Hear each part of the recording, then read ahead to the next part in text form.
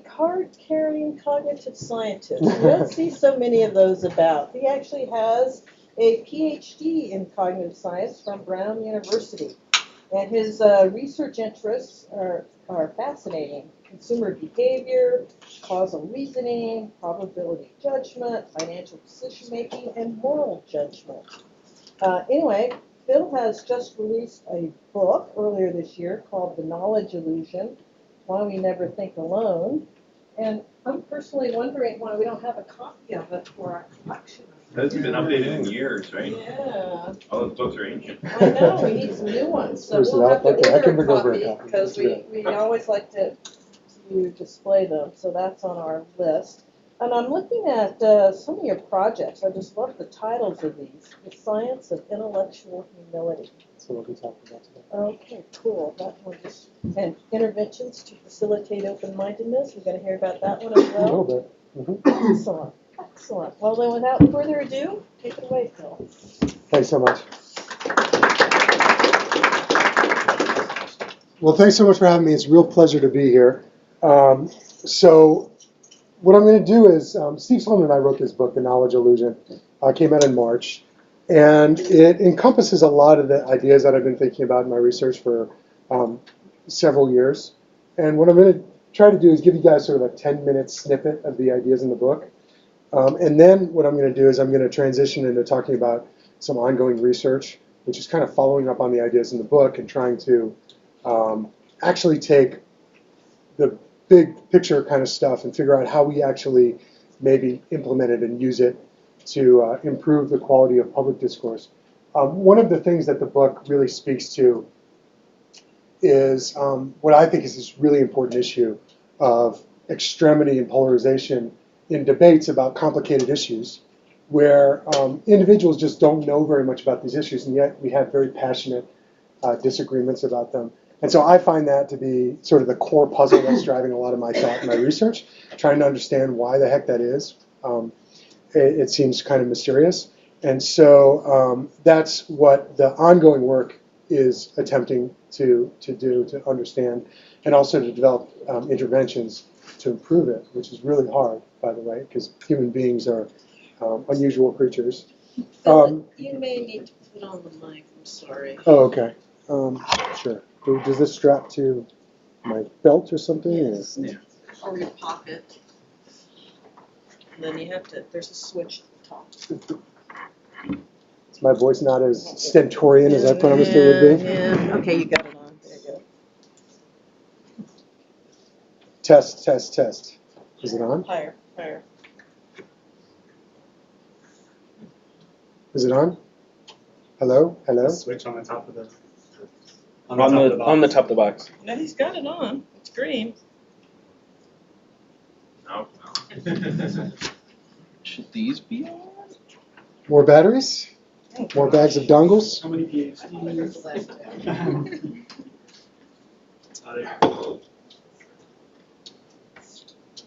Try now. Hello? Okay, I think it's on. All right. Great. Okay, so the starting point for the book was really some puzzling data that came out of Frank Kyle's lab at Yale in the 1990s. And I suspect some of you in the room are familiar with this idea.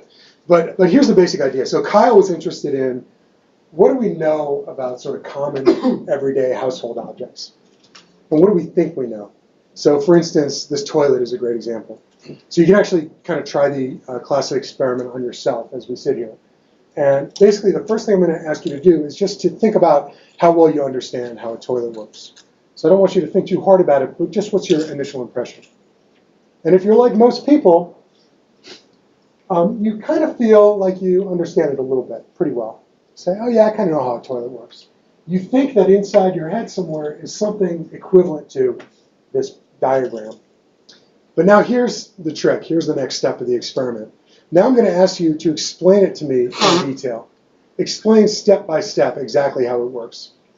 And when I do that, or when Kyle did that, what do you think happens? Well, what happens is this. People reach in inside and they realize that they have just about nothing to say. we just know remarkably little about the way that the world works. And yet our initial impression is that we feel like we understand. And that's what we call the knowledge illusion. The more sort of technical name for the phenomenon is the illusion of explanatory depth. So if you're not convinced by toilets, here's another great example, which I really love. This is a paper by Rebecca Lawson from a few years ago. She's got a great title for this paper. It's called Psychology. So she gave people a really easy task. We're in Boulder. I suspect every single person in this room has a bicycle. You guys probably all know a little bit about how a bicycle works, right? Well, she gave people a really easy task. She gave them a schematic. This is a correct schematic. She gave them a schematic drawing kind of like this, but she left out some of the parts. She left out the chain and the pedals and a couple other pieces. And she just said, okay, just draw these in for me. Should be pretty easy. Well, it turns out that it's not easy at all. This is a remarkably hard task for people. And this is not cherry-picked examples. This is, this is everybody, like people who ride bikes all the time. Even some bike mechanics have to struggle with this, which is pretty amazing. So it's just another example where I find this kind of shocking, right? Another thing, we interact with it in our lives all the time, and we just do not retain any knowledge about it. There was a great story from just a couple months ago. This is an Italian artist who actually independently discovered this phenomenon. He was hanging around with his friends who all tool around in Italy on their bikes, and he realized that none of them had a clue how a bike worked. And he decided to turn it into an art installation. So the first thing he did was he had his friends try to draw bikes, and you get results that look a lot like the Lawson stuff. But then he took it a step further, and he actually built the bikes. So he built a whole set of these sort of MC Escher-esque bikes. I find it to be a really effective art installation because it captures something really deep about human cognition in this kind of funny way. That's sort of the world of human-made objects, right? If you think about it in the grand scheme of things, really simple stuff, relatively speaking. If you want real complexity, go to nature. This is a diagram of the Krebs cycle, also sometimes called the citric acid cycle. And we have probably some real scientists in this room, so some of you guys might actually know something about this. But we all learn about this in high school. It's really important. It's the engine that drives our cells and our bodies and the cells of all living things. And we all study it and so on. And what happens just a few months after we learn about it? Well, this is what happens. This is real data from a study looking at what people actually retain. And the answer is not very much at all. My favorite thing about this is that this is the citric acid cycle, so this person drew a lemon. So not only do we not know very much, but we do not retain very much. We just do not know very much at all about the way that the world works. One reaction that people have when they see these kind of results is to do the thing of saying, oh, in the good old days, everyone was so educated and so knowledgeable. And I think that that's totally the wrong way to think about this. They say, oh, kids these days, they just read the internet all the time. They don't know anything. This is a really fundamental principle of the mind. It's not something that's new at all. It's true that you see kind of scary statistics when you look at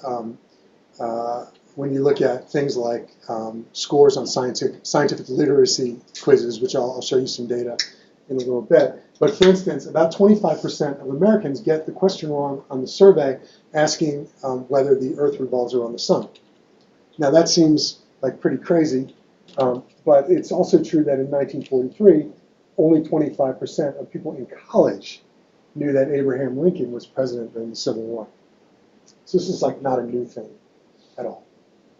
This is just part and parcel of the way our minds work. We're very ignorant. Now, why did we think that this was the starting point for a whole book, and why do I care about this stuff so much and think it's so important? Because I don't think that this is about toilets and bicycles. I think it's really central to the most important things that we argue about as a society. Just to give you guys one cute example here, I'm kind of obsessed with people's attitudes about GMOs. We're doing a ton of work on that. I'll show you a little snippet of the work. Actually, Nick is a PhD student who's working with me on some of this stuff. And this is just kind of a cute study that was done at Oklahoma State University. There's a big debate going on about whether we should label genetically modified foods. And they did a study, and everyone says, yeah, we should label genetically modified foods. Now, as a policymaker, you look at it and they say, oh, maybe we should take this idea seriously. Well, they also asked a second question, which is whether we should label foods with DNA, and everyone's perfectly happy to agree with that as well. So you start saying, wow, like maybe we have to take some of these public opinions with a little bit of a grain of salt. I actually, when I see results like this, I'm not surprised at all, because when we ask people and look into this, people are very happy to express really strong opinions about this kind of stuff.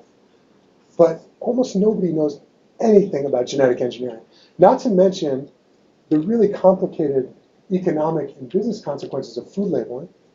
They're really complex. And it's probably takes hundreds of PhD theses to figure out what those kind of effects are.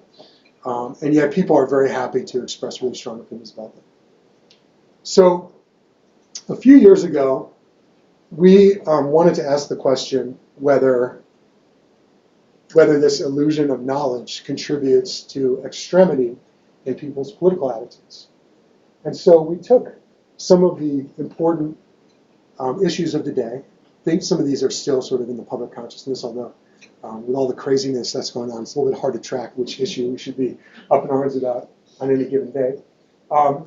But these are the kinds of things that we asked about. I have no idea what just happened. Okay. It's always the right solution. Just wait until it resolves itself.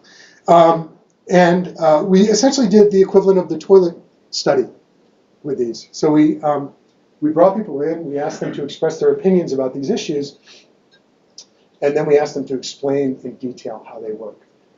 And what we found over and over again was that this knowledge illusion was an important contributor to attitude. So people come in, they feel pretty strongly about these things.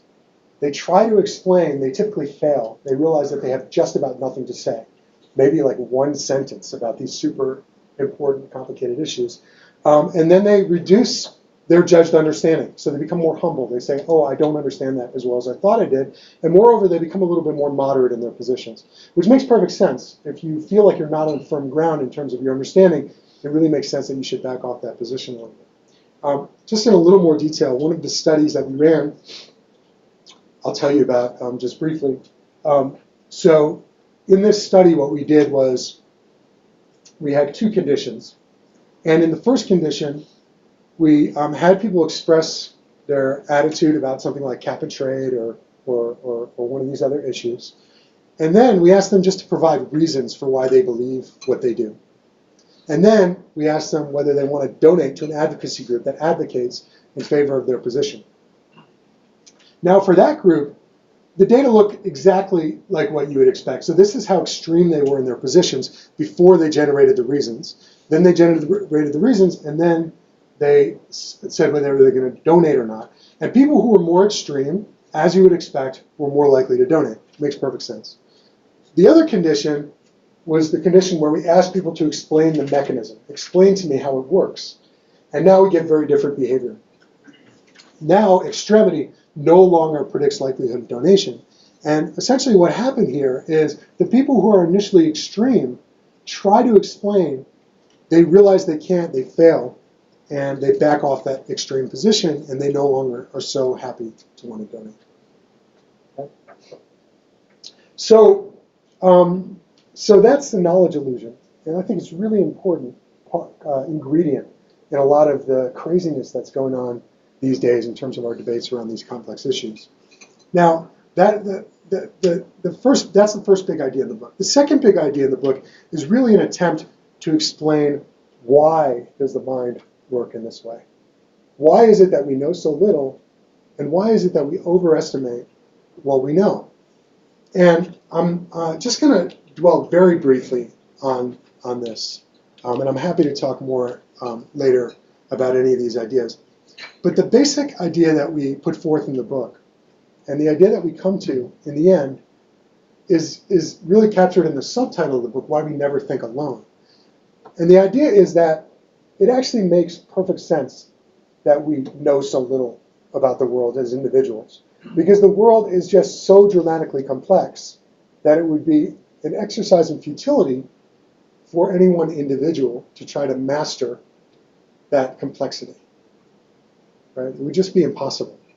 That's not really what the mind is made for. It's not made for storing a lot of detailed information.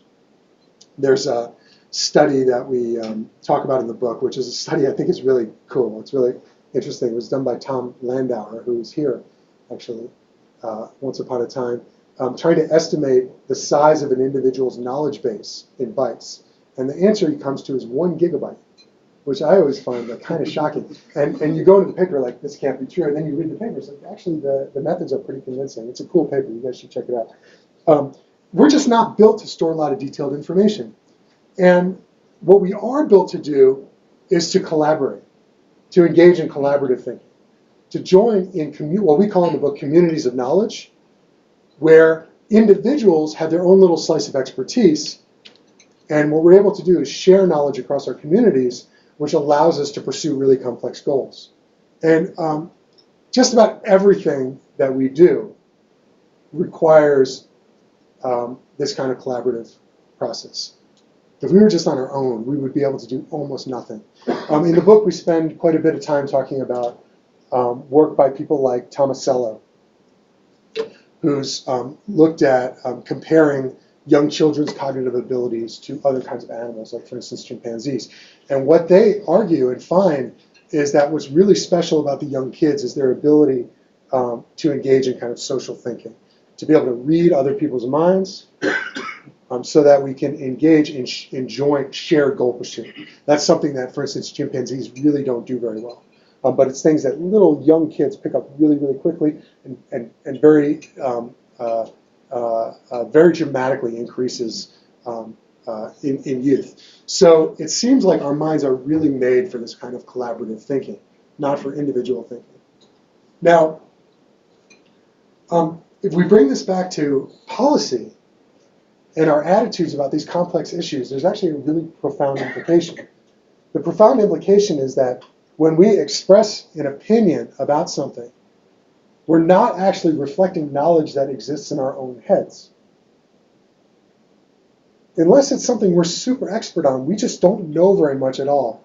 I'm constantly shocking myself by, if I take almost anything I believe and then I try to justify it, I realize that in the end, what I'm doing is just a pointer to an expert or to Wikipedia or something like that. I actually don't know. I don't know what the observations would be like if the sun revolved around the Earth, for instance. Right? We just take that sort of as a matter of faith. So we so naturally draw on knowledge that exists outside of our heads that we often don't even realize that we're doing it. And that's where we claim the knowledge illusion comes from. It's by virtue of participating in this community where the idea is kind of floating around. Everybody's saying, oh, this tax bill is really terrible, or this tax bill is really great. And we sort of, that gives us a personal sense of feeling that we understand things better than we do. So I think that for me, this has been kind of a big wake-up call about where our positions come from. We all have pretty bad intuitions about these things, so when someone believes something different from us, and this might be less true of people in this room than like the general public, but a first reaction is often, oh, those people are idiots. What could they possibly be thinking? But the truth is that all of us, our positions are really taken from our communities. We're really channeling our communities when we express these things. So this really creates a lot of difficulties when it comes to public debate and discourse, but I think it also explains some of this kind of really weird, mysterious behavior. I think that we have the wherewithal to be reflective and to actually verify and validate what we believe if we want to most of the time. It's hard, right? It's really hard to get to the bottom of whether this tax bill is actually going to create economic growth. I mean, that'll take some effort, but we could probably get to some reasonable place. But more often than not, people can end up sort of wherever the community leads them because we just do not engage in that kind of reflectiveness as human beings because of this knowledge illusion. We say, I kind of get it. So we just rarely do it. We really rarely engage in that kind of reflective thinking. There is also the fundamental issue, which is that as individuals, we're just not equipped to actually adjudicate these things. I mean, we just can't know that much about all these issues. So it's, we wrote this book and we sort of point this out. People said, oh, well, what's the silver bullet answer? You guys didn't provide the 5-step plan for solving all of society's ills in the last chapter. Like, we're annoyed at you. And we were like, there is no simple answer here. These are really, really deep issues that get to the heart of the way that we store knowledge and the place that our positions and our attitudes come from. I wrote this, I'm just realizing that I opened this before my Dropbox updated. So let me get the right version of the presentation.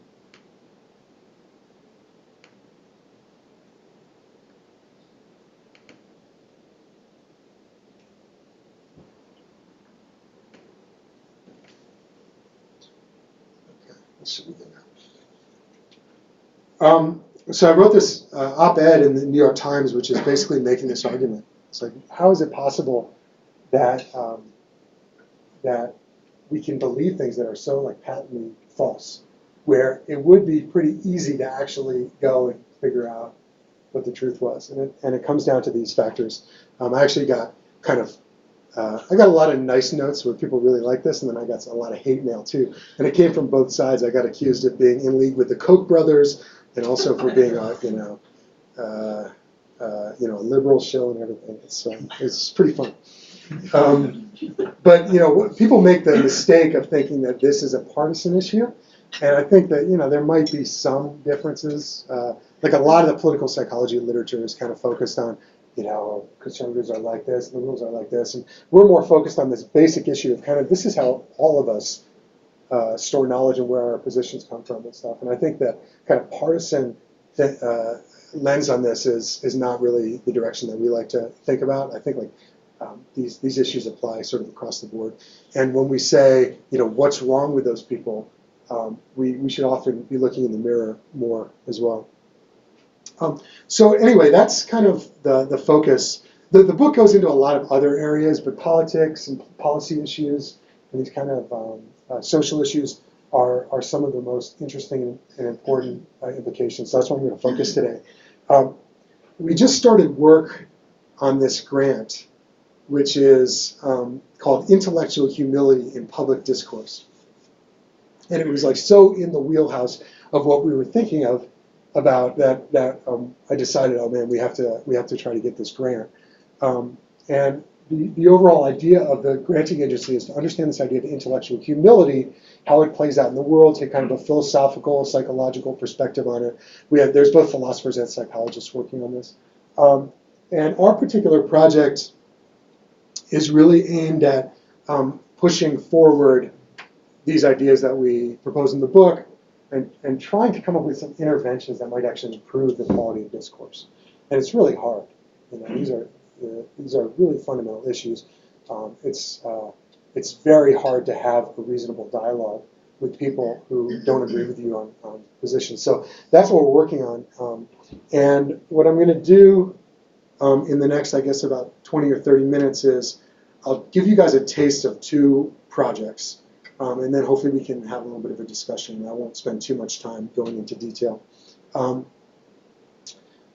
first thing I'll show you is just pointing out the role that intellectual humility plays in some long-standing debates on these issues. So I've got, I sort of mentioned this before, I've gotten really fascinated with these divisive scientific issues. where there actually exists a scientific consensus, and we have many, many people who believe counter to the scientific consensus, which feels kind of mysterious. Like, how can that be? And then we have super strong opinions about them, but they tend to be complex, and people don't know very much about these issues, and yet we have very strong, passionate opinions about them. People have been thinking about why people are opposed to science and technology for a really long time. There's probably the most fundamental, long-standing idea in this literature, the science literacy literature, is called the deficit model, which I'm sure some of you guys are familiar with. And the basic idea is very intuitive. The idea is that people are opposed to science and technology because they don't understand it. They don't know enough. And therefore, what we should be trying to do as a society is trying to increase scientific literacy, and then people are going to be more amenable to science and technology innovations that might increase welfare and so on. That idea has been floating around for a very long time. But recently, it's kind of come under challenge. And the reason it's come under challenge is because they've been trying for like 30 years to improve science literacy and therefore increase attitudes and everything. And yet, like half our country still doesn't believe in global warming. So people are now starting to say, like, there's something wrong with the deficit model. It's not quite right. There's been another approach which is kind of taken front and center in this literature now, which is called cultural cognition.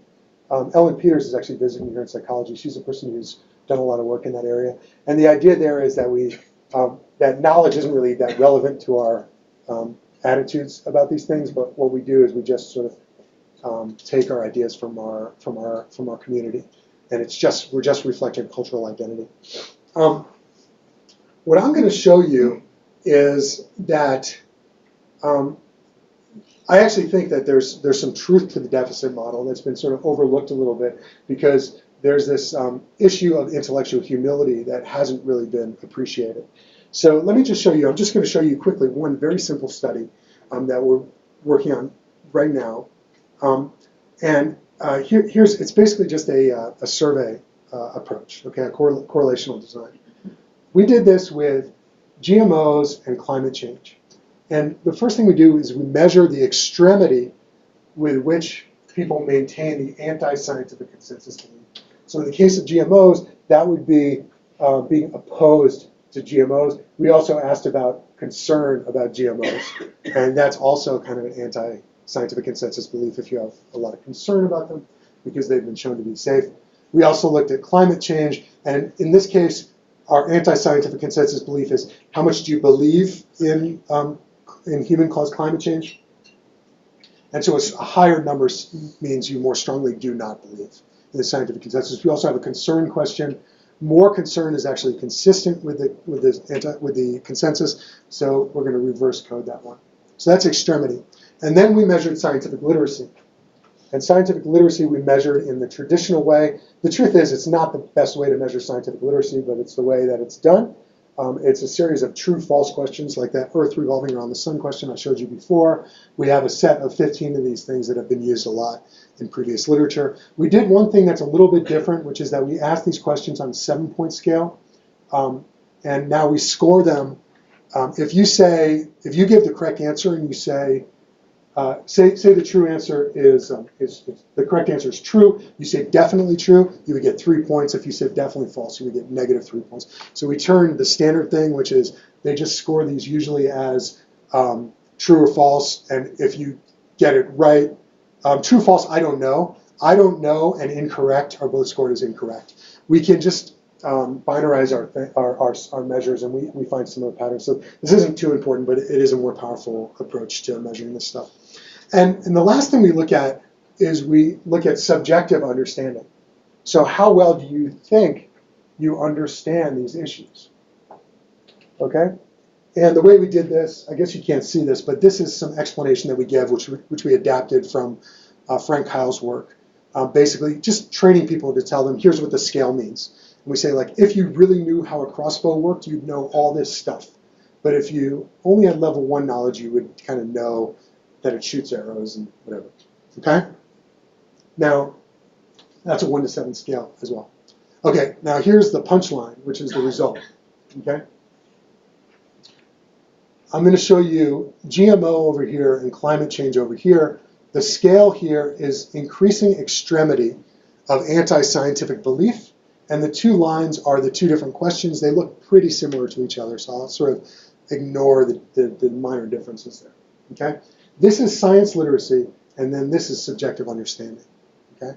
So now, the first result is that as you get more extreme, your actual science literacy decreases. You know less objectively. Now, this is seems to make a lot of sense, but there's actually a huge debate going on in the literature right now. Some people have advocated for the idea that it's actually the most scientifically literate in our communities that are responsible for the most polarization. And the thinking there is that those people are smart and educated enough that they can kind of convince themselves of the correctness of their positions. This is pretty clear data that, in fact, it's going in the opposite direction in our studies. It's true for both GMOs and for climate change. As you increase in extremity, you become less scientifically literate. Now, it's not really a linear effect. It's kind of nonlinear. It goes down at first, and then it sort of flattens out. That's sort of the pattern that we've been finding. But now here's what happens with subjective understanding. How well do you actually think you understand these things? And they go in the exact opposite direction. So as you are more extreme in the anti-scientific consensus belief, you feel like you understand the issues better. Now, this seems like a crazy result, but it actually makes a lot of sense from the perspective of our ideas about the knowledge illusion, right? The world is more complex than it seems. And if you don't know very much, it's pretty easy to take on an extreme view. But if you learn more, you actually become more moderate because you think things are more complex. It's also consistent with things like Dunning-Kruger, that people who are more knowledgeable in a domain might actually be better at evaluating their own subjective knowledge. But it leads to this pretty crazy result, which is that these guys, the extremists, are wildly miscalibrated in terms of their knowledge. The people who think they know the most actually know the least. Which now, coming back to this question of like, why is the deficit model approach not working? Well, this might be one of the ingredients, right? Those people think they understand these issues. So we have like a pretty big proportion of people who both think they understand, have low knowledge, and have extreme views. And that's like, we go along and say, hey, scientists say this is safe. It's like, that's pretty easy to ignore. They say, no, I don't think so. I already understand this issue.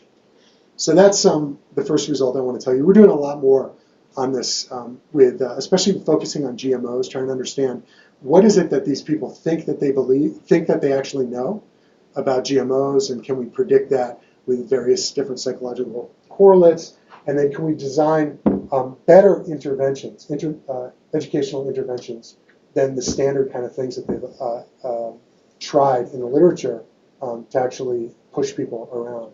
And we have some ideas about how you might do that. For instance, more so than just educating people, promoting intellectual humility, letting people know that actually they're miscalibrated here might be more effective at opening their mind. Okay, second idea I want to tell you about is this idea of how we frame policy issues, and whether we frame them in terms of values or consequences. Okay? So let me explain what I mean. I think probably everybody in the room is familiar with the trolley problem and the idea that in moral psychology or moral philosophy, we can think about coming to a moral position in two different ways. What's called deontology versus consequentialism. So in this case, there's a train that's going to kill 5 people, and you can flip the switch and decide to just kill one. If you did a utilitarian or consequentialist analysis, that would seem to be the moral thing to do. But it also might feel wrong because there might be some sort of rule against like actively killing someone. So for instance, if instead of a train track vignette like this, to kill the 1 to save the 5, you have to like push someone off a footbridge, then that feels really wrong to people. So there's sort of these two competing rationales for where a moral position can come from. Now, this idea also applies to policy. Many policy issues can also be thought about in similar ways. They can be framed in these two different ways.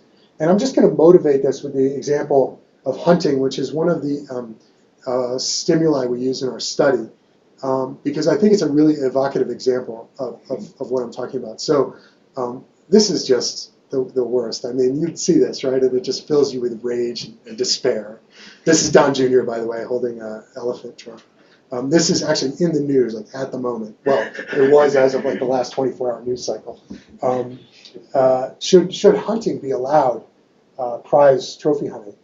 And you see this, and you're like, this is horrible. This is the worst thing ever. What's wrong with somebody who would want to kill an elephant? And those are all valid questions. But it actually turns out that the reality is much more complex, because if you allow hunting and you charge a lot of money for it, you can use that for conservation. It actually creates a local economy. It can actually, in the end up benefiting the herds. Now, I'm no expert on this, so I'm not going to advocate that that's the right or wrong thing. There's a big debate about it. But the point is that if you sort of go with that initial gut reaction, you think about this as fundamentally right or wrong, like a deontological perspective, versus if you think through the consequences, you have to engage in more of this causal analysis. It's much more complex. And you might realize that the issue itself is more complex. So the idea is that when we think about issues, and I think almost every issue can sort of be thought about in this way. They can be framed in one way or the other. If you think about an issue in a values-based way, it's an appeal to a basic value, that is, it's fundamentally right or wrong, and you're not thinking about the probability of anything downstream happening. Whereas when you engage in a consequential analysis, it really requires this causal analysis of what's going to happen. And therefore, so sometimes we say this, it's like, well, all decisions are based on values, of course. But the difference is when we engage in a consequential analysis, we're moderating those values based on what we think is going to happen. And the idea is that that's going to make it more apparent that the issue is more complex. Now, the reason I think this is psychologically interesting is because there's really two ways you can get to a values-based position.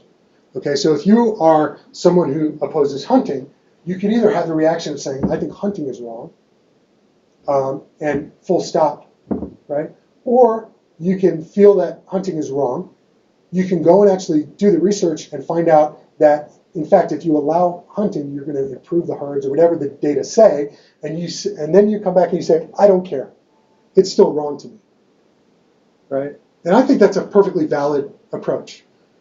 There are people who are opposed to abortion or gay marriage or other kinds of issues on religious grounds, on fundamentally values-based grounds, and I might disagree with people on their values. We might have different values, but I actually would not begrudge them that they can have their values. But what makes it more interesting is that often we might get to a values-based position in a different way, which is that we might just stop. And there's actually work by, very nice paper by John Barron and Leshner, showing that when people say that they have a protected value, that is, they're like, I wouldn't cut down the rainforest for anything in the world. And then you just get them to say, okay, can you think of some counterexamples? And people start thinking that, oh, actually, there's plenty of counterexamples for which I would cut down the forest. So it actually turns out that when people express that value, they're often, it's a failure to really think deeply about the issue. They're just reflecting that sort of first reaction. So now, the idea of this work is to say that oftentimes issues that we really should be thinking about consequentially get framed in more of this values-based way. You can think of this as like sloganeering by politicians. And what we hypothesize the effect of that sloganeering or that values-based framing is there's a few different correlates that we think should be predicted. One is subjective understanding. If you have a values-based position, you feel like you understand enough about the issue to really have your position, and therefore you should feel like you understand it well. Whereas if you engage in this more consequential analysis, it's kind of like the explanation stuff I showed you guys earlier. That should lead to you realizing that reality is more complex, and that you don't know as much as you thought you did. The next thing that it should lead to is really where this work started, was the idea about how do you actually take what's called intractable conflicts in the conflict resolution literature. That's places where people the two sides just feel like they're so far apart that there's no common ground.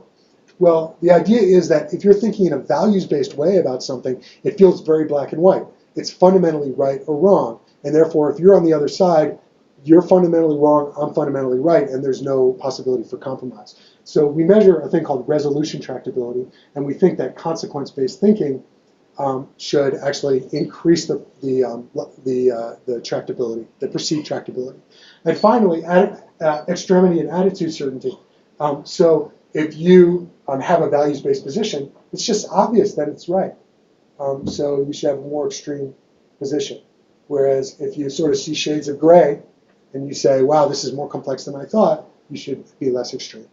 I'm going to show you two studies. So the first study is a correlational study. And I'm just going to show you that values-based thinking correlates with all of these things in the way that we expected. These are the issues that we went with. So lion hunting. This is assisted suicide, capital punishment, and fat tax. That's like taxing sugary beverages and stuff like that. Okay, so in this study, we just have them rate their position. Then we have them rate whether their position is based on values or consequences using a scale I'll show you. And then we're going to have them rate all those deep dependent measures that I showed you. And we also have, we're also going to use another version of this Frank Kyle scale to look at subjective understanding. These are really long instructions. I won't bore you. Don't try to read them, but basically what we did was we gave them the example of abortion, and we said someone can have a position on abortion that's either based on a value. That means you think it's fundamentally right or wrong. Other people might have a position based on a consequence. For instance, they might think that if you allow abortion, this would happen. If you don't allow it, that would happen. So the instructions are pretty elaborate to make sure that people know what we're asking. And then we use this constant sum scale where people allocate points out of 10 to whether their position on the issue is mostly based on values or mostly based on consequences. Then you can these are just some descriptives showing that lion hunting is a little more relatively values-based, fat tax is a little more relatively consequence-based, and so on. And then our main DVs are these self-report measures, resolution tractability, which are things like there are similarities between the two sides. The two sides aren't that far apart. The two sides can reach a compromise. It's possible that the other side is right and I'm wrong. Perceived deep understanding. My position is based on a deep understanding. And then this Kyle scale that I've showed you, where we really say, here's what the scale of understanding means. How well do you understand this issue? That's here. And then extremity, attitude certainty, and then a couple other things. Issue importance, how important are these issues to you? And then ambivalence, which is I sort of feel mixed about this. Here's the result. This is a within subjects correlation across the average correlation across the four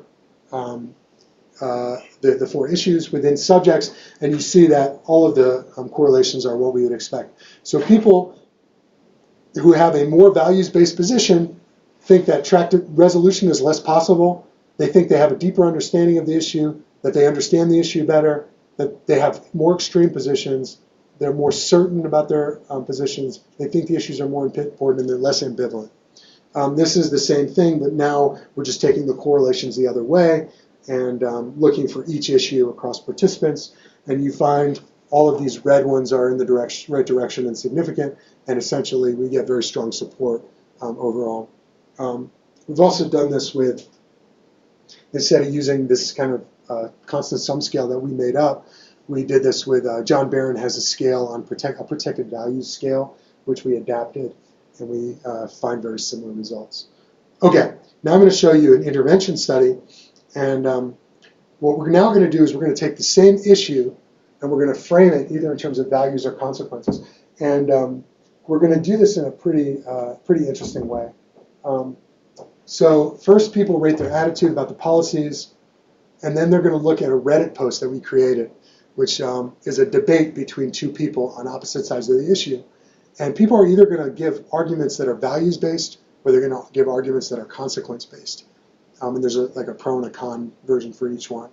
And then afterwards, they're going to rate their attitude again, and then they're going to rate resolution tractability and perceived understanding, also convincingness. We try to write these things in a way that they're all as strong of an argument as you can come up with. So we want to check that.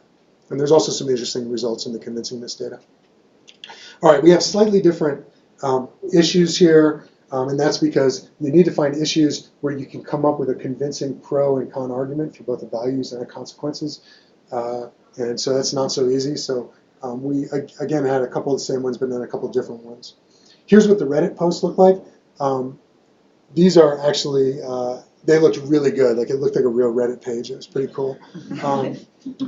This is a values-based argument on drug price controls. So they say, the government has the constitutional right to intervene in commerce, blah, blah, blah. Public health should not be a profit center, it's, and so on.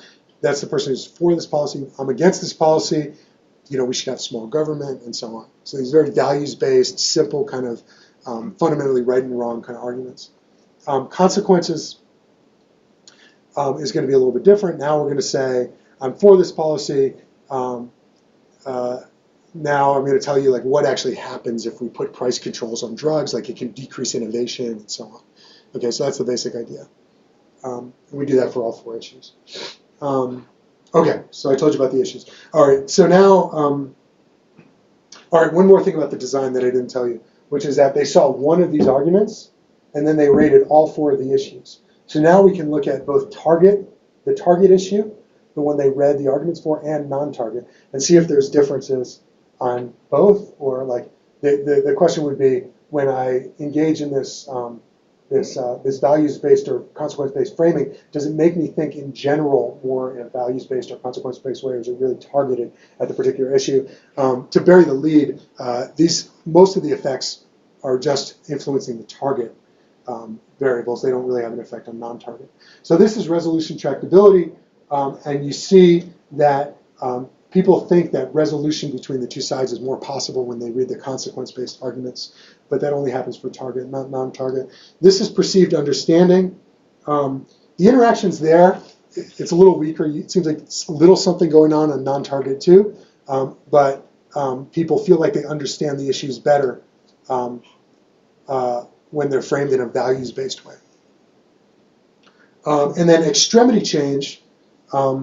Do people actually change their actual positions? I got excited when I saw this result. I was like, oh, wow, this even worked for extremity.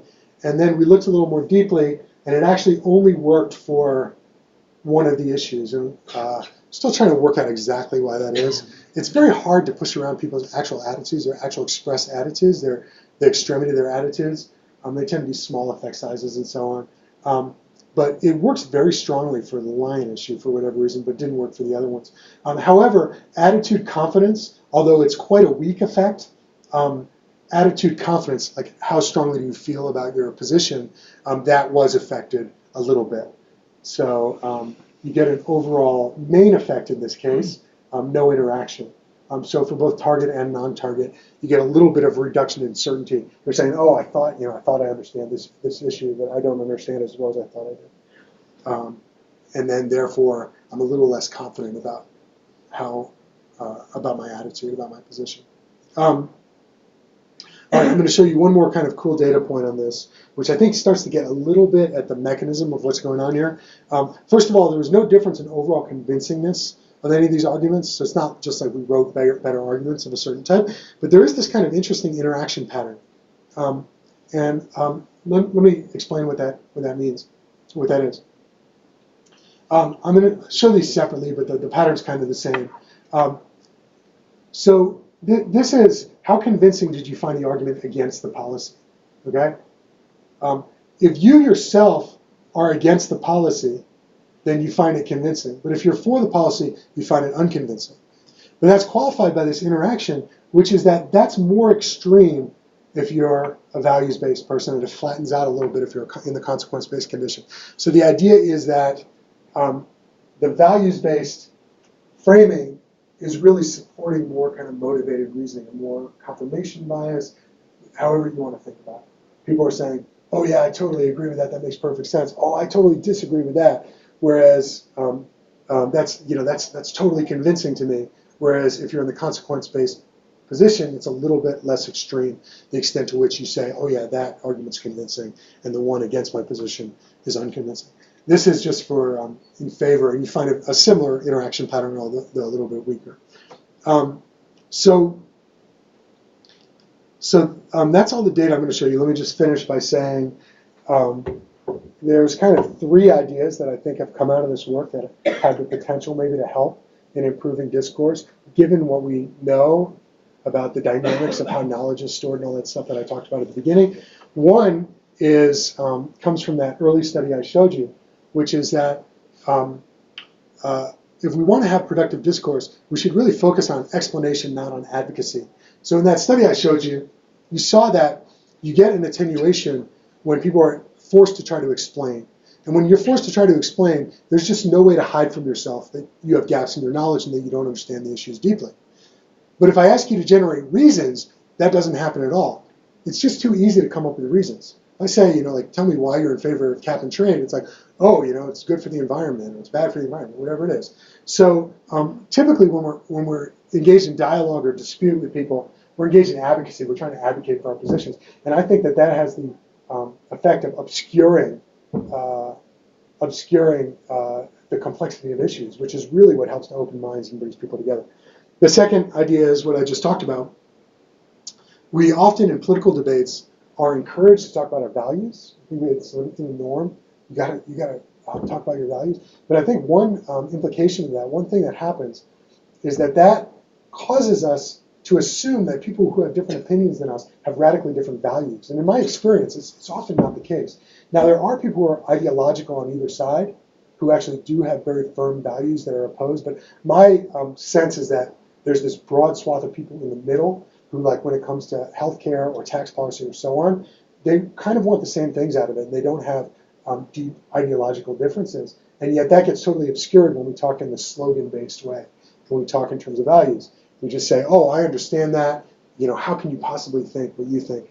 And so focusing our dialogue on consequential analysis has a sort of a similar effect of making people appreciate complexity. And finally, like the last thing is probably the hardest thing, but the biggest thing is about just in general, not running away from the fact that as human beings, we are really ignorant. As individuals, we know next to nothing. And that's okay. That just has to be the way it is. We're not built to think on our own. And we're just susceptible to the knowledge illusion. It's very natural for us to say, I got it, I understand this or that. It's very, very unnatural for us to engage in reflection and stop ourselves and check ourselves. I think as academics and teachers and so on, we get forced into it a lot more than sort of ordinary people, because you got to teach stuff, you got to keep questioning yourself, and you got to think about what are the gaps in your students' knowledge and so on. But even for me, all the time, I think I figured stuff out, and I realized it's more complicated, than I thought. And so I've definitely learned a lot through working on this to habitually check my understanding much more than is natural. And so I think promoting that as sort of a virtue in society should be kind of the ethos of our times. And that's all I have. Thanks.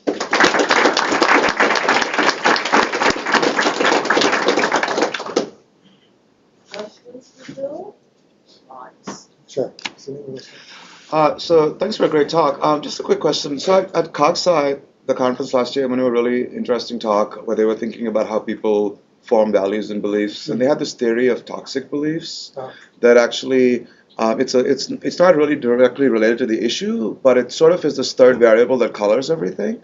And in this case, they were thinking about how people get radicalized to ISIS, and I guess I would ask in your theory of how people acquire knowledge, do you think that having to address that core issue, for example, this core belief that all government is bad and should be small, for example, do you ever have to directly address that, or you think by just people will ever be receptive to knowledge on the conflicting knowledge without addressing a core fundamental theory that sort of drives everything? It's really hard, but I don't think it's because most people actually maintain that core belief. Okay. So I think if we've learned anything from the healthcare debate, is that most people, so it was promoted in that way for many years, like with the Tea Party and so on. Right. It actually turns out that most people do not have a core ideological commitment that runs in that way. Otherwise, I don't think Donald Trump would have beaten Ted Cruz in the primaries and so on. Okay. So I actually think getting around that is not so much a matter of changing that core belief as opposed to getting people to realize that maybe certain policies actually aren't opposed to their true core beliefs. Is that a decent answer? Yeah. But this idea of where these ideas come from and how they sort of emanate out is really interesting. I mean, we often think of these things in kind of a top-down way, but I think it's more sort of distributed than that typically. I don't know. Well, and that's a big issue. They were That's also over my thinking pay about grade, for more radicalized. It's more social issues, than really scientific issues. Right. Yeah.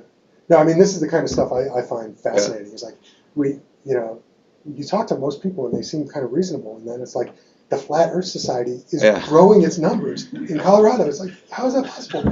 And so the most people the reaction, the knee-jerk thing is, oh, they're all a bunch of idiots. And at some point I was like, this is just not a satisfying explanation for me. So that's what really drives a lot of this stuff, is trying to understand these very puzzling things that from the outside seem really weird. It is for me for Flat Earth, by the way. So. Yeah. Sorry. No, it's a tough thing, yeah. Do you think you can promote intellectual humility beyond the specific domain that you target? Because I was interested that you could get people to realize they didn't know much of the thought, but then it doesn't generalize much beyond that. And that's what I remember from Frank Kyle's anecdote, that when he asked people to explain toilets and bicycles, he picked 10 items from a list of 20. They completely fell apart, but then they would come away saying, oh, I wish you would pick the other 10. That's right. It's the data are really complex. We've collected a lot of data on this issue, and it's been such a mess. So you do get generalization to a certain extent. Like for instance, if you do illusionary explanatory depth with mechanical devices, you will get generalization to other mechanical devices, and then sometimes not outside of that domain. And so the idea of trying to get people more generally intellectually humble is really hard. I don't think we have that solved. And another issue is the time course issue. So if I do this with you now, do you just forget about it a week from now? And I think that's there isn't a lot of data there, but that's essentially what it shows. Like we've shown it holds up over 10 minutes or something like that. But what good is 10 minutes? However, I will say that I'm optimistic on this account because just from my own personal experience is that I always think about this now. And so I do think that there is a potential for, if people practice this, they kind of work on it, that it does kind of change your worldview a little bit. It makes you more humble. So I don't know. The academic data on this it's kind of, we mostly collected this. It's all over the place. We never even published anything. We got a file drawer full of 50 studies. So I always assumed that in a lot of these important public policy debates, some people have strong positions on issues because they have a coherent, at least internally coherent, elaborate theory for why things are the way they are. Right. So like take tax policy, free markets, and things like that. There's a lot of people in this world who have this very elaborate story, an explanation for why taxes should be low, markets should be free, government should be out of the system, promote innovation, on and on it goes. And it may be inconsistent with certain facts about the world or Yeah. phenomena, but it's like a logically coherent explanation. Right. It seems to me like, I mean, first of all, it may not be true that those are the people who have strong positions. I would Right. assume that some of the strong position people are those people who have the theory. Yeah, so this goes directly to like the stuff I didn't talk about that Nick and I are working on.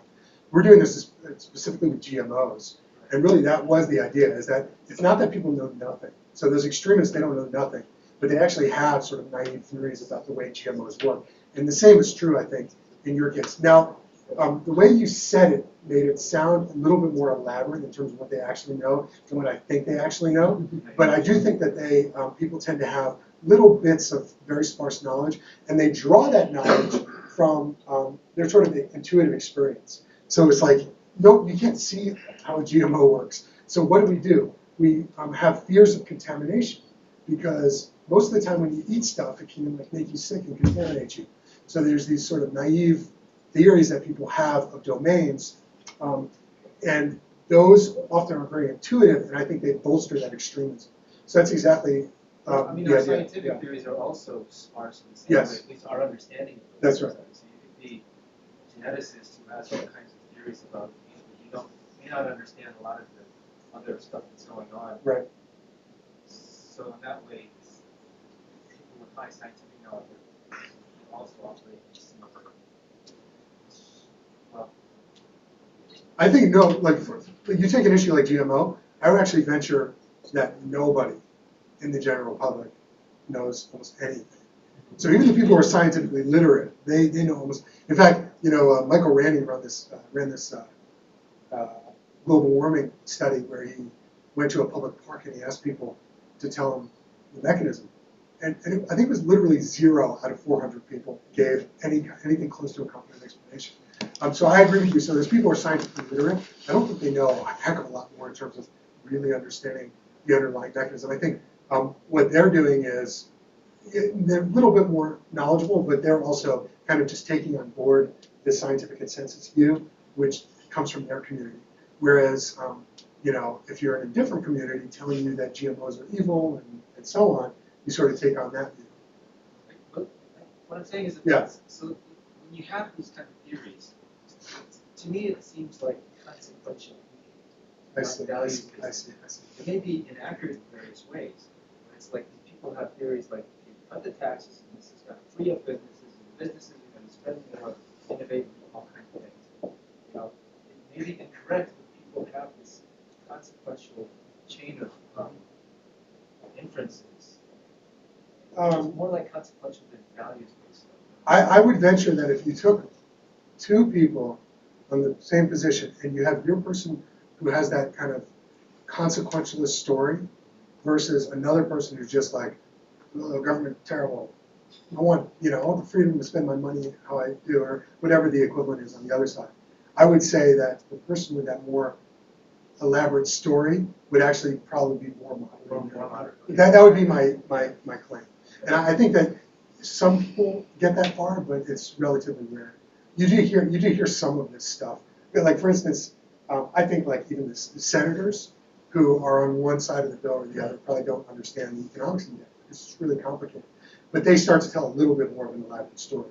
They say like, economic growth is going to kick in, and therefore the businesses are going to buy capital equipment and so on. Oh, I'm sorry, I skipped over some people. Should I go? Yeah, go ahead. You go first. I'll go back to you. You just put his hand on. I just haven't been looking in that direction. So. I want to challenge a little bit the consequentialist values sort of divide.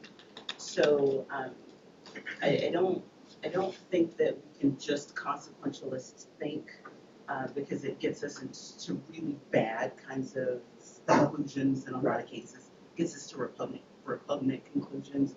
And I think maybe what's happening in some of this is that when you have people think about the consequences, what it does is distill the values. And so you get to a point where it's like, no, this value is more important than that value. Mm-hmm. And so now I can see that maybe this is a better position. And like with the unexpected result that you got with the lion hunting or the Hyundai example, seems like maybe what really happened is that you don't have a value problem. What you see is that you've got the same value, and that the consequences on this side actually just sort of goes, okay, well, this actually supports my value. That's a great observation. More. Yeah, that's a great observation. So I actually completely agree with you. That's what we thought might be really important to actually pushing people's opinions around is that when you go through this exercise of consequentialist analysis, you have to have this appreciation that the other side doesn't have really opposing values. And I actually totally agree with you on that. Now, in terms of consequentialism leading to like repugnant outcomes, like I agree with you in the John Stuart Mill kind of sense. Like, if you go through the wrong kinds of consequential analysis and apply them to sort of normative moral values or moral adjudications, I totally agree with you. But when it comes to just getting people appreciative of the fact that there is complexity in the world, I think it's generally a good thing. Now, when is it a bad thing? I think it's a bad thing in the sense from a practical perspective of as a party or whoever, when you're trying to advocate for something, if you brook any uncertainty, then that can be used to. I mean, that's what the cigarette companies did for many years, which was like any little hint of uncertainty in the studies, they grab that and like use it to just reject everything else. Yeah, but I think maybe there's more of an onus on policymakers to think consequentially than just the rest of us, because if we think that we think firmly, take the trolley example, am I going to pull the lever and kill the one guy, or am I going to do nothing and let the 5 die? That's the killing versus letting die kind of intuition.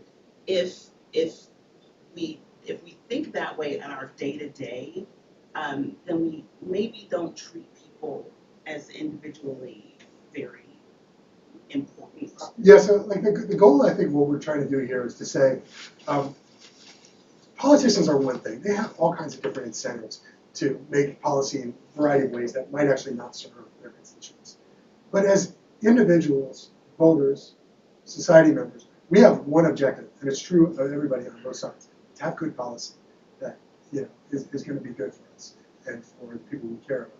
And so the fact that we have these like really intense debates and we hate each other and all this kind of stuff just seems totally unreasonable to me. And so the idea is, how do you actually, as just an individual engaged in this kind of dialogue in society, how do you do that in a more productive way? And then hopefully it filters up to some extent. I don't have a lot of faith in politicians to necessarily do things in the interest of their constituents, just because our political system is really complicated and has a lot of different incentives that maybe okay, let's go a little bit. So I have a question about the practical consequences of not implementing. Yeah. So if you make someone intellectually comfortable about a complicated issue or tax policy, the response might be, well, I don't really understand this, so I need to look for the experts. Yeah. But that just removes the problem back, because now I have to select which experts. Yes. And the experts, of course, are sort of themselves divided. Yes. And so I guess I'm challenging a little bit that the intellectual community is actually going to do much, but it just pushes your reliance on the experts for themselves to hold on. Right. It's just sort of outsourcing your extremity term. This is sort of the $64,000 question, which is, I completely agree with you, actually. Like, we have to take our positions on these kind of complex issues from the experts in our community. And the critical thing for a well-functioning society is being able to identify like credible and reliable sources of expertise. And what we have on the two sides of the aisle is people relying on completely different sources of credibility and expertise. Now, I think the answer to your question is that I think that we do have the wherewithal to tell when someone's talking bullshit to some extent. But we don't often enough engage in that kind of reflective thinking. And so if we actually went out and made it the habit of doing more of that, which I think like trusted but verified, that is, we shouldn't blindly accept what the experts are saying, but we should rely on experts. So I gave this talk to, not this talk, but a talk to the Boulder libertarians, and their response was, we love this. We love your book because it's showing that we've been saying this forever. Like no one knows anything. They said, they say like including the experts, and therefore we should just ignore all expertise and everyone should be on an equal playing field. And I was like, no, that's not the way I think about it, which is that the expertise is really important. Experts are fallible. Experts themselves don't know very much. Like, I'm constantly shocked by how little I know about my little narrow slice of the world that I know something about. And so, yeah, I mean, what you're asking is the prime question. I think that promoting intellectual humility has kind of benefits on that dimension, which is that it will kind of open people up a little bit. I mean, instead of just blindly accepting what's being said, you do a little more checking, and maybe you say, well, maybe there's some virtue, and let's search out and try to find out what that virtuous line of argument is from the other side, instead of just rejecting it wholesale out of the box. And I think if a lot more people did that, I think it would be beneficial. So it's not a good answer. So, say again?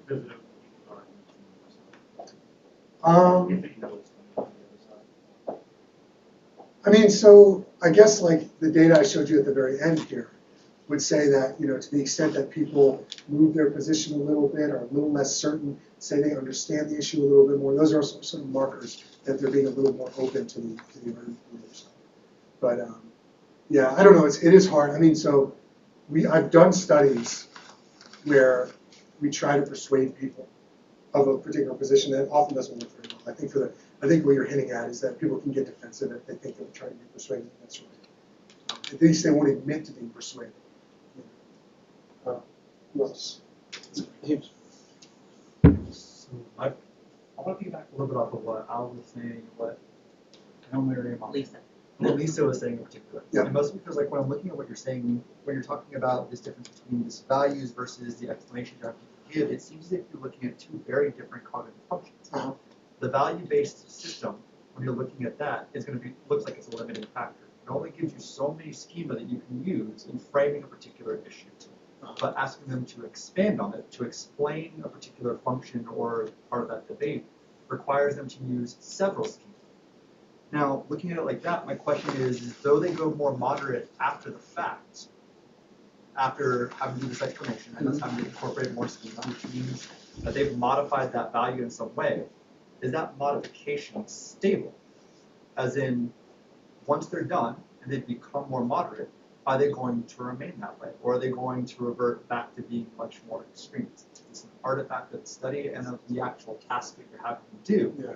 Or is this a cognitive change? Well, I don't think it's an artifact. So I think I would separate the question of artifact from sort of how stable is the effect, does it actually maintain? And I would just repeat sort of what I said to Yuko, which is the data are really mixed on that. I don't actually have a very good answer to that. I do not think it's an artifact in the sense that this is real change in people's feeling that they understand. I mean, the toilet examples are good. Give anyone that example, and it was like, wow, that's surprising that I didn't know that. And so I don't think of it as an artifact. In terms of like multiple schema, I think again, like Al's thing with the sort of elaborate model that they might have, you might be surprised at how little people have to say. So it's not so much like multiple schema as just engaging and getting into this explanatory mindset and saying, wow, I actually don't know that much and this is more complicated than I thought. As opposed to like tracing out multiple different paths and lines that it could. I think someone was ahead of you, Randy. Let's go to your heart. So, I mean, your toilet example, over 20 years ago, actually, the ICS here had a retreat where we talked about the issue, how it works, how to use it. Right. And I am perfectly content with many issues that I know how to use it. Right. Well, there may be reasons that I have to understand how it works if something breaks down. And then I have the options, and for me that was a concern of us. How can we create environments where you learn on demand if needed? Yeah, but otherwise, I completely agree with the basic assumption. I know basically nothing. That's sort of... Right, so this is a major part of the book, which is we promote the idea that cognition thinking is for action, to support action. And so what we retain is deep abstract information that allows us to be kind of adaptive in new situations. And you're perfectly right, in the toilet, there's no sort of functional benefit to knowing how it works unless you're a plumber. And so that's the kind of thing that we tend not to retain. The mystery is why we feel like when we understand at a certain level, like the level of action or the level of use, why do we feel like we understand those deeper levels? And the second point, I think, is that one should decide between whatever natural science questions. Like, I mean, Herbert Simon has written this little book, The Sciences of the Artificial, and he distinguishes between to understand how things are. Mm-hmm. And we want to understand how a toilet works or a bicycle works and so on. Or is it sciences of the artificial or design how things should be? And the examples which you had in the second part are all design issue. What is a good tax system and so on? Right. I personally believe that if we look upon us as academic educators, that our students are very much oriented towards that we value the scientific issues where there are right or wrong answers. I claim in design there are no right or wrong answers. Right. So on one of my faculty course questionnaires, I got a comment from a student, well, one should at least expect that the instructor knows the answer. Where my whole attempt was to show that this was a question which had no simple answer. And so I think the distinction between a natural science question, like physicists study, and we can find something out, versus design issues. And I believe in design there are no right or wrong answers. There are only design trade-offs. And many of your subsequent explorations try to explore maybe how we can study these design trade-offs or are first aware that those exist. Yes, Would you agree with that? I agree with you. So I think that's one distinction between the first project I showed you and the second project. In the first project, I think the overall goal is actually to increase people's agreement with the scientific consensus. So there's a normative answer, there's like a correct answer there. And we want to, I actually, as a researcher, think like the right thing to do is to figure out how to help policymakers to push people in that direction. When it comes to the policy stuff, it's more about getting people to appreciate the complexity, because those are cases where the right answer might be much more complicated, for sure. Yeah, it seems like you're up against this fundamental problem, and your data actually shows that if you have more values-based, more extreme opinions, you feel more confident, you have a better sense of understanding. Yeah. That's a motivational goal that dominates the political discourse. Yes. People want to feel confident, and they don't enjoy being uncertain and not knowing anything. Yes. And so I don't see how you can sort of confront that problem, right? It seems like that's the motivational kernel that is underlying all these problems. People want simple answers. They don't want complex answers. Right. So, so how can you ever induce somebody to say, oh yeah, actually I want to be really stupid and I want to understand that the world is really complicated and I'm going to be in a state of uncertainty. Okay, right? you're raising a really tough challenge. I would say that there is an opposing force, which is that people want to get things right. They actually do. Yeah. And so not evident, but perhaps theoretically. I think it's a little unfair. I think actually people do want to be right about the world, and so those things kind of are in opposition. Right. And I agree with you. It's super hard, and it is uncomfortable for people to have this awareness. But the reaction that we get is sometimes like if we did some of these studies where we hoped that if we broke people down, then they would want to search for more information. We actually found the opposite. They kind of turn away and say, ugh. And of course we know that people love politicians who speak in simple terms and all that kind of stuff. Which is why, I said, this is really hard. I mean, we're trying to promote changing the ethos. And I actually think, at least for some people, for myself, uncertainty can be liberating. I much prefer now just sort of listening and saying, I'm not really an expert on this, but I kind of heard this, as opposed to like arguing strongly about stuff I don't understand. That's not that comfortable either once you realize you're doing it. So that's what I would hope, is that that sort of desire for truth can hopefully. But doesn't that play into like these personality? There might be some individual differences. Types there, like some people crave certainty and order much more than, and other people are much more tolerant of uncertainty and the openness personality. But at some point, you have to put on complete blinders and say, I'm gonna like just open myself to being completely wrong about stuff. If you want to maintain that kind of certainty in the face of me showing you that things are more complicated. And I'm not sure that that's that easy for people to do. So that's the hope. Let's go here. Kind of follow up on that. I'm trying to kind of picture this cost landscape. And you presented as this nice line of disagree, strongly agree. And I think the assumption is productive discourse is going to push everybody towards this. But the goal is to push people towards this. It depends on the thing, right? Like that was my point. And depends whether it's a consensus issue. Can you circumnavigate that space unintentionally by talking, explaining and using consequences, or do you have to cross that area? I didn't understand. So can you go from one extreme to the other without crossing the I don't know? I think theoretically that's possible, but it never happens. No, like I sometimes tell people that they say, well, that's really good that you're showing me all this, but how do I like convince my cousin Frank that he's wrong about everything? And I was like, you're not an expert on this topic, so I actually think what you should do is scale back the ambition with what you hope comes out of the conversation. What I think you should try to do is just open cousin Frank's mind just a tiny bit, as opposed to trying to get them to switch sides on your side. It's never going to happen. Getting people to switch is very hard. Getting them to open a little bit, that might be something that's somewhat attractive. I don't know if that's relevant to what you're asking. No, I had a question. So can you go back to the inverse relationship between the subjective confidence and scientific literacy, as that relates to the extremity? Yes.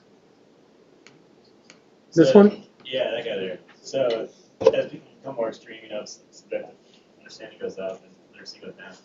Do you have any data, or what's your take on people's propensity to voice their opinions or to talk about these things? Are the loudest voices also the most extreme? Yeah, I don't have data on that, but I think that's true. There is data that exists. I was thinking something with like the resolution, yeah. There's some kind of overread there. I mean, this is one of the reasons I think that we get this warped view of the extremity of people in the middle. Yeah. Leaf has a lot of work that's very relevant to this point. Do you have any data on that? The loudness of extremists? Almost every measure of political engagement and participation specifically is the extremist. Very good. Yeah, and so I think that creates a warped view of these really opposing values. And then Cindy made the point at the very beginning about this idea of ideas emanating out. Probably like a lot of the ideas that become sort of the central pillars of a community are the ones that start to be extreme. I don't know. It's a question for the sociologists. A lot of the original Kahneman Tversky stuff was sort of saying we can no longer think of people as rational, sort of reasonable decisions. And this feels like it has a parallel in that sort of way, right? Saying people sort of can't be trusted in this thing. We have to figure out the right way for people to sort of back away from that certainty.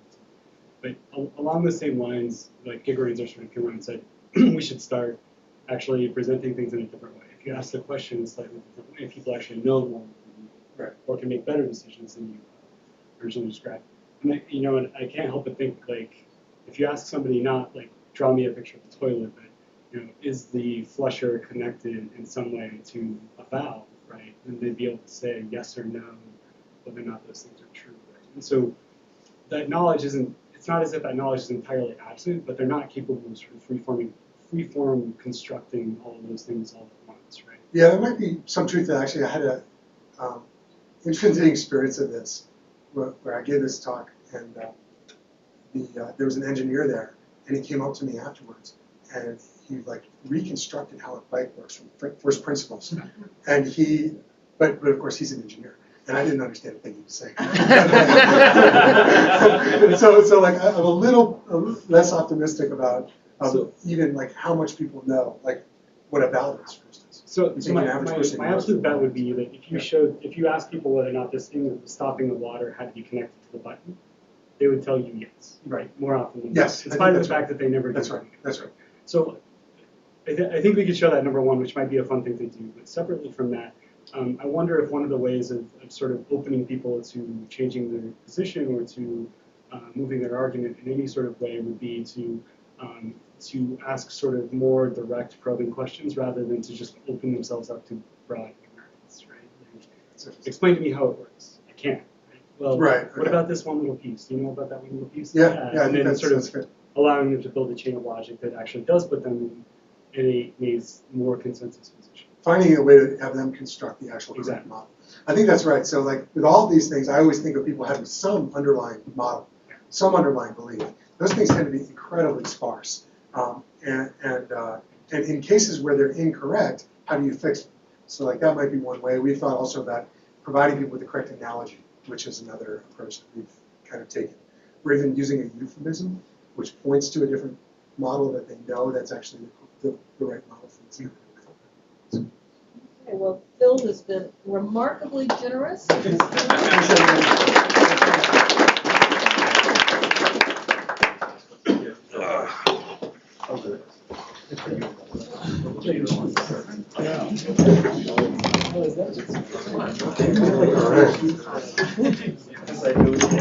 Really good talk. That was